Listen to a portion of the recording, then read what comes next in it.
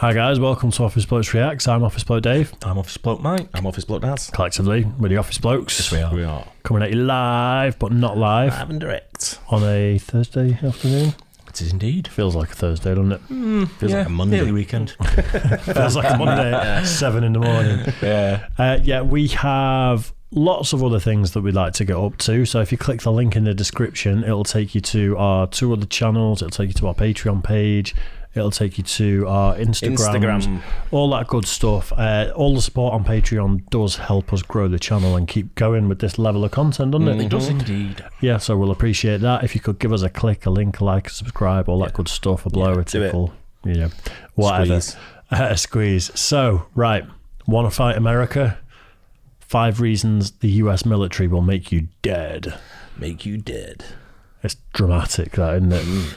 Do you think this is going to be weapons? Do you think it's going to be sheer numbers of force? Or Probably a bit of everything, I would guess.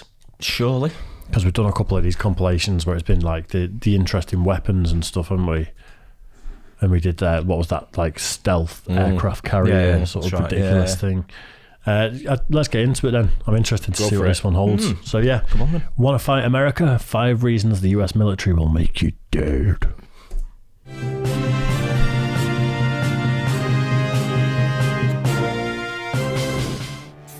Want to fight America?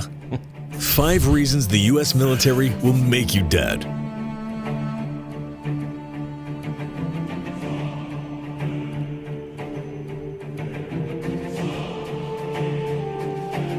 The United States is the most formidable military power the world has ever seen.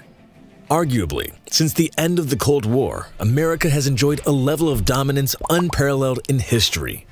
Neither Rome nor the British Empire enjoyed such a level of superiority over rival powers. While the American military is not the largest on Earth, it is by far the best trained and best equipped force on the planet, putting rivals like Russia and China to shame. But I thought it was the largest on Earth. Like these other videos we've done, I'm sure they've said it's the biggest military. Or was it the biggest spend? I think. Yeah, I don't think China's got a big military. I think personnel-wise, I think actually army-wise, I think probably China have got more, haven't they? You know, actual boots on the ground and things like that. So it's going to be the budget then, isn't it? Well, budget hardware, some hardware, depending what it is, I suppose. Yeah. generations to develop America's military into the world-beating force it is today. And it wasn't until the end of the Civil War that the U.S. fielded armies that could challenge European militaries on the battlefield. From then onwards, it took 2 world wars before the U.S. military finally established itself as the most dominant force on Earth.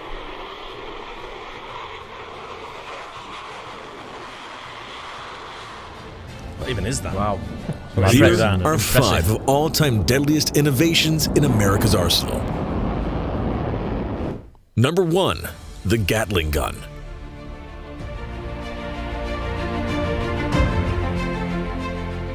First fielded during the American Civil War, which to this day is the deadliest war in U.S. history with over 600,000 military dead, the Gatling gun was one of the first rapid-fire weapons in history. It's insane. Consisting of multiple barrels rotating around a central axis, the weapon, invented by Richard Gatling, solved the problem of providing sustained fires for the first time in the gunpowder age. Initially, the U.S. Army, due to the service's conservative nature, was reluctant to adopt Gatling's invention. After Gatling had improved on his initial 6-barrel design that fired 350 rounds per minute, the Army did eventually adopt the new weapon. It was first used in 1864 at the Battle of Petersburg in Virginia. After the end of the Civil War, the Army used a 10-barrel Gatling gun that could fire 400 rounds per minute during various conflicts with the Native American population in what are now the western states.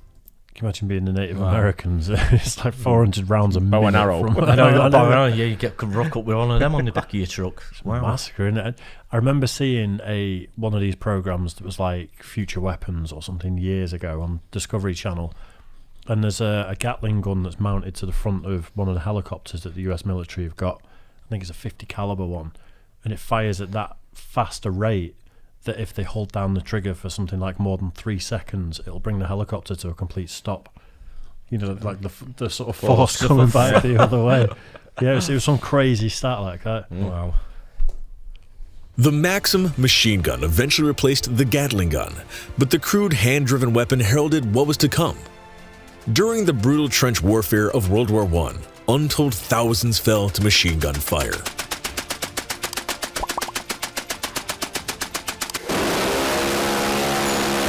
Wow. That sounds terrifying. Number 2, the atomic bomb. The United States developed the atomic bomb during the height of the Second World War under a program called the Manhattan Project. The project kicked off in 1939 when the Advisory Committee on Uranium told President Franklin Roosevelt that the element would provide a possible source of bombs with a destructiveness vastly greater than anything now known. Work on the bomb went into overdrive after the attack on Pearl Harbor on December 7, 1941, when the United States formally entered World War II against Nazi Germany and Imperial Japan. Much of the urgency was driven by the belief that the Nazis were working on their own version of the bomb. The project eventually succeeded and yielded the two weapon designs that ultimately brought the Second World War to an end. How did someone just figure out one day that we need to make an atomic bomb and it's going to blow everything up? Someone must have had that. They thought in the morning and built in the afternoon. No, I know that, but like for years and years. You know, you've got these crazy bombs that are blowing everything up anyway, and like someone must have thought, here's one better. Yeah, like if we use this, I'm assuming it come from scientists. They must know the science that put these elements together, and it's combustible, and it'll just absolutely destroy anything. That's where it'll be coming from. Just a mad idea. Yeah. August 6th, 1945, a lone B-29 bomber called Enola Gay, commanded by Colonel Paul Tibbets, destroyed the city of Hiroshima with a single 15-kiloton nuclear weapon called Little Boy. A few days later, a 21-kiloton yield weapon called Fat Man destroyed Nagasaki on August 9th, 1945. Seeing the writing on the wall, the Emperor of Japan ordered an unconditional surrender. The world would never be the same with the dawn of the atomic era. What else could they have done other than just give up at that point? I mean, it's absolutely hideous. Look at that weapon, isn't it? But I mean, I suppose ultimately they'll argue, you know, millions of lives were saved because it shortened the war. But I mean, you look at the destruction; it's absolutely horrendous, isn't it? There's a thing they were doing where they were firebombing sort of populations, and it was creating these vortexes where it was super heated in the middle, and it was destroying huge areas. Which I heard an argument that was as deadly or almost as deadly as the atomic bomb. It was, and as destructive. It just didn't have the stigma of being called a nuclear weapon. Yeah. But it's crazy, isn't it? Yeah.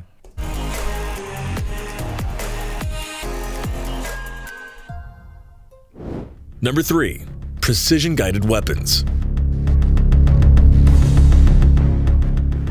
Since the 1970s, one of America's decisive advantages in war has been the ability to hit targets precisely. During most of history, war has basically been about throwing a huge volume of fire at a target with a small chance of actually hitting anything.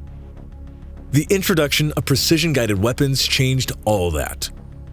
For example, when the 8th Air Force launched a massive air raid to knock out German ball-bearing plants in 1943, it launched around 400 B-17 bombers to hit the targets. Most of the bombs, dropped at appalling cost and meant an aircraft, didn't even come close to hitting their targets.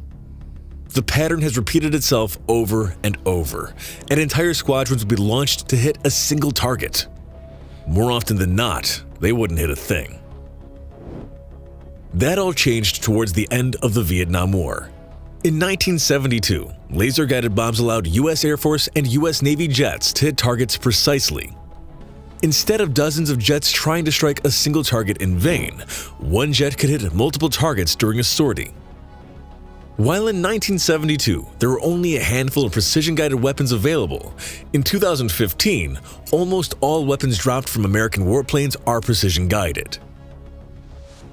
Precision-guided weapons have given U.S. forces the edge for the past 40 years, but it's an advantage that is starting to slip as other nations develop their own equivalent weapons.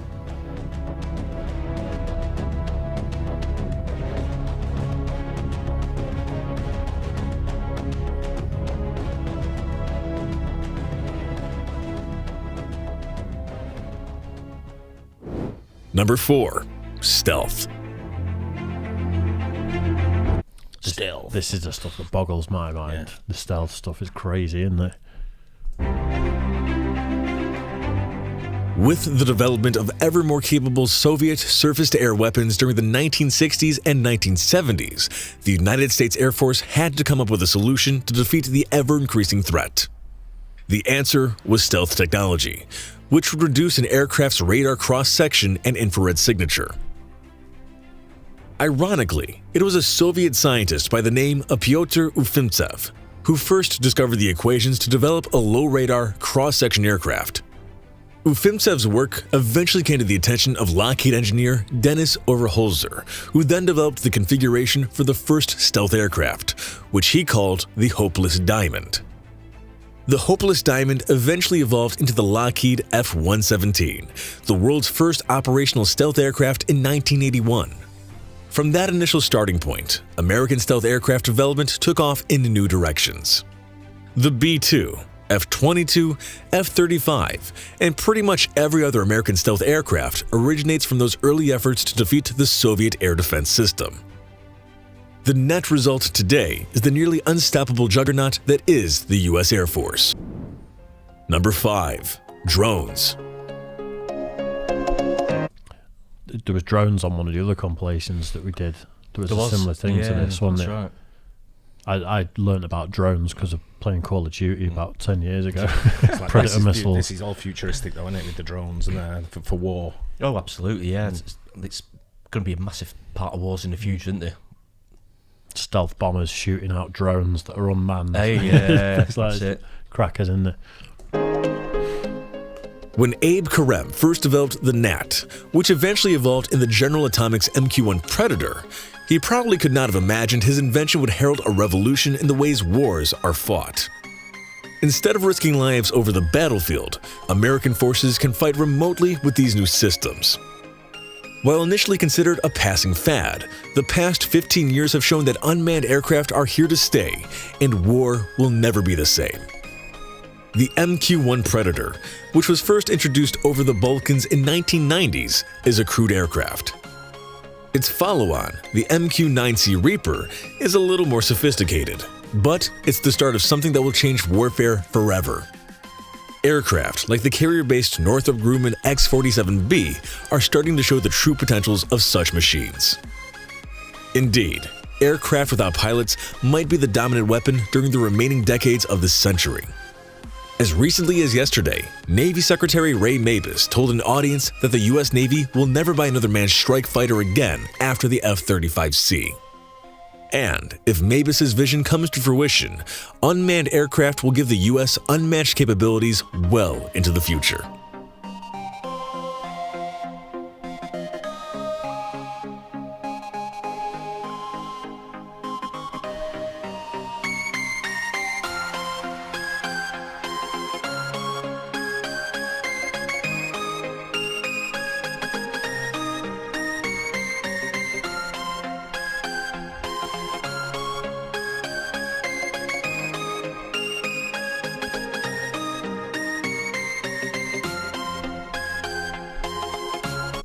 I'm not sure, although that's obviously like a proper military guy that's saying it, but the drones obviously aren't like hypersonic or whatever they call it. They're not doing the crazy sort of speed. No.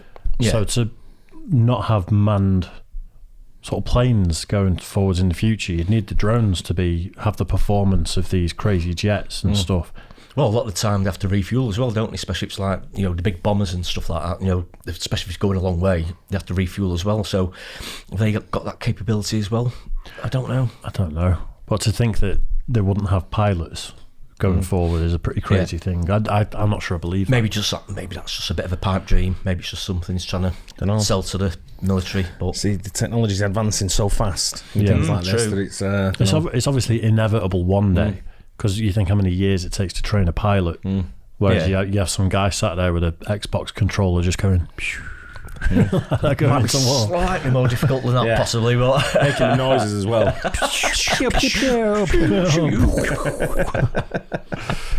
Yeah, it's interesting. It is interesting stuff like on the military.